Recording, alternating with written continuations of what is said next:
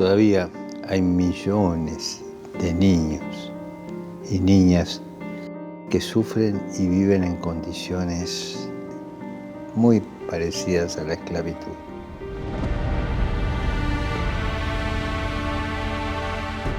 No son números, son seres humanos con un nombre, con un rostro propio, con una identidad que Dios les ha dado.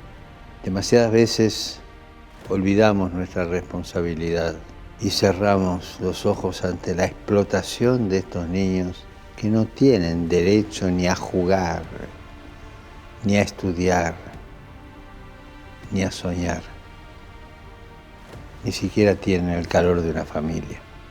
Cada niño marginado, abandonado por su familia, sin escolarización, sin atención médica, es un grito que se eleva a Dios y acusa al sistema que los adultos hemos construido.